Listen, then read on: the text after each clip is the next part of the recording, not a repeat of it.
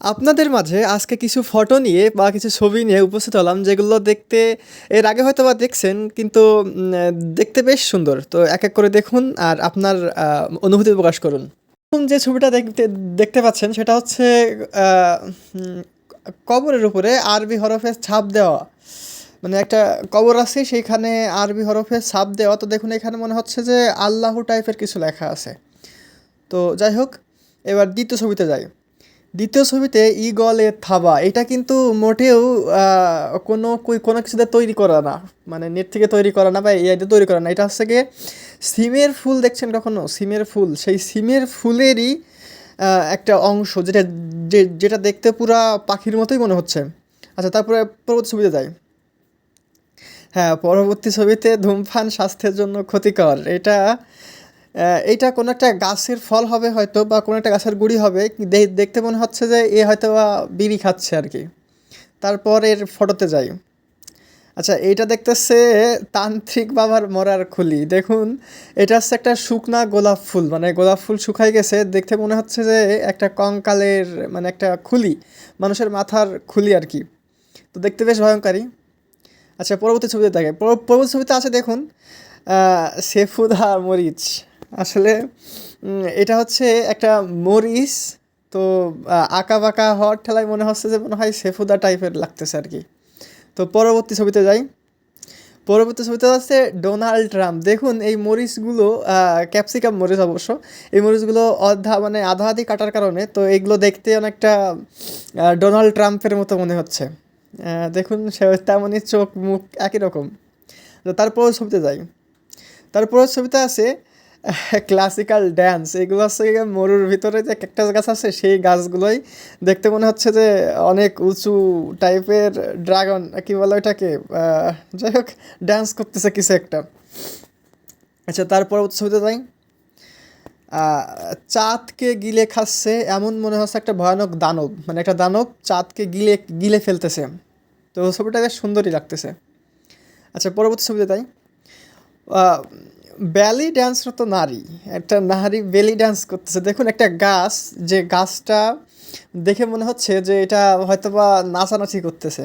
আসলে সেরকমই দেখতে দেখা যাচ্ছে আর কি। আচ্ছা, পরবর্তী ছবিতে দেখি যে বিয়ার গ্রিলস পাহাড়ে উঠতেছে। আসলে এটা একটা ক্যাকটাস গাছ, পাহাড়ের সঙ্গে এমনভাবে লেগে আছে মনে হচ্ছে যে কেউ পাহাড় বেয়ে উপরের দিকে উঠতেছে। পরবর্তী ছবিতে যাই। আচ্ছা, লিওনেল মেসি, এই মুখটা দেখুন, দেখতে কিন্তু মেসির মতোই লাগতেছে। আসলে এটা কিন্তু পাহাড় ধসে ধসে আর কি ওইখানে ক্ষয় হয়ে হয়ে এমন একটা অবয়কে তৈরি হয়েছে, দেখতে মনে হচ্ছে পুরো মানুষের মুখ। আচ্ছা, পরবর্তী ছবিতে দেখি।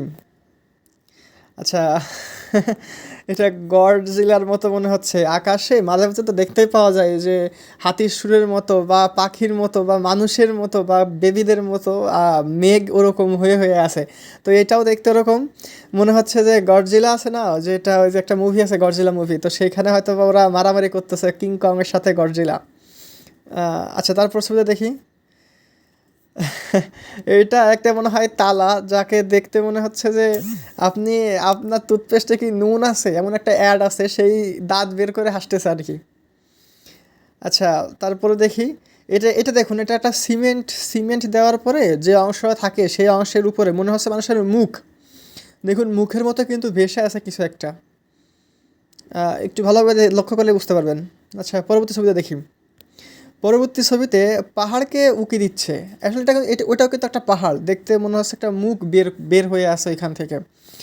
উপরে চুলও আছে, এখানে ঘাসকে দেখতে মনে হচ্ছে চুলের মতো। আচ্ছা, তারপরটা দেখুন।